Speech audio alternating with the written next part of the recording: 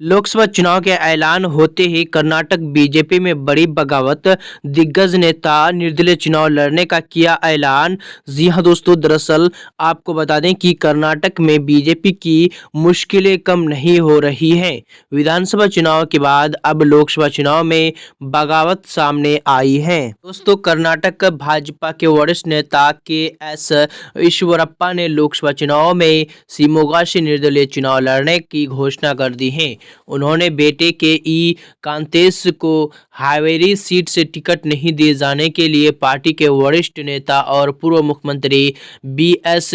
येदियुरप्पा को दोषी ठहराया है। बीजेपी ने येदियुरप्पा के बेटे और मौजूदा सांसद बी.वाई. राघवेंद्र को शिमोगा से पार्टी प्रत्याशी बनाया है। कांग्रेस ने इस सीट पर पूर्व मुख्यमंत्री एस. बंगारप्पा की बेटे, कन्नड़ फिल्म स्टार शिवराज कुमार की पत्नी और दिवंगत अभिनेता डॉक्टर राजकुमार के पुत्रवधू गीता राजकुमार शिवराज कुमार को मैदान में उतारा है। दोस्तों, 2019 में चुनाव में पूर्व मुख्यमंत्री बी.एस. येदियुरप्पा के बेटे बी.वाई. राघवेंद्र 2,23,360 वोटों से जीते थे। कर्नाटक बीजेपी की कमान येदियुरप्पा के दूसरे बेटे वी.वाई. विजेंद्र के हाथों में है। जानकारी के लिए बता दें कि ईश्वरप्पा ने अपने समर्थकों द्वारा बुलाई गई एक बैठक में भाजपा के खिलाफ बगावत की घोषणा करते हुए कहा कि मैं शिमोगा लोकसभा क्षेत्र से आपके निर्दलीय उम्मीदवार के रूप में चुनाव लड़ूंगा। भाजपा ने पूर्व मुख्यमंत्री बसवराज बोम्मई को हावेरी सीट से मैदान में उतारा है। कर्नाटक में बीजेपी को खड़ा करने का श्रेय ईश्वरप्पा, येदियुरप्पा और दिवंगत एच.एन. अनंत कुमार को दिया जाता है। पूर्व उप मुख्यमंत्री ईश्वरप्पा ने अपने आरोप को दोहराया कि भाजपा संसदीय बोर्ड और केंद्रीय चुनाव समिति के सदस्य येदियुरप्पा ने उनके बेटे को टिकट दिलाने का आश्वासन दिया था और उनकी जीत के लिए प्रचार करने का वादा किया था, लेकिन अब उन्होंने उन्हें धोखा दिया है।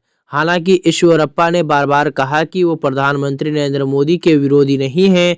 उन्होंने कहा कि भले ही मेरी जान चली जाए, लेकिन मैं नरेंद्र मोदी के खिलाफ नहीं जाऊंगा। तो इसी के साथ उन्होंने आगे कहा कि ईश्वरप्पा ने कहा कि येदियुरप्पा ने बोम्मई और केंद्रीय कृषि एवं किसान कल्याण राज्य मंत्री शोभा करंदलाजे के लिए टिकट सुनिश्चित किया है, लेकिन उनके बेटे के लिए नहीं। उन्होंने आरोप लगाया कि भाजपा की राज्य इकाई येदियुरप्पा परिवार की गिरफ्त में है, जिसमें उनका एक बेटा सांसद है, दूसरा बेटा बी.वाई. विजेंद्र विधायक और प्रदेश अध्यक्ष हैं।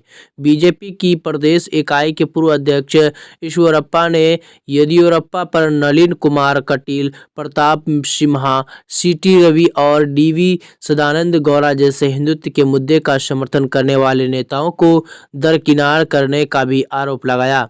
पार्टी ने तीनों मौजूदा सांसद कटील, सिम्हा और सदानंद गौड़ा को 2024 के लोकसभा चुनाव के लिए टिकट देने से इनकार कर दिया है। तो दोस्तों, आपको बता दें कि कर्नाटक भाजपा के अंदर बगावत शुरू हो गई है। दिग्गज नेता निर्दलीय चुनाव लड़ने की घोषणा कर दी है।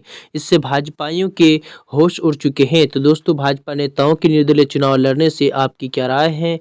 आप अपनी राय हमें कमेंट बॉक्स में ज़रूर बताएं।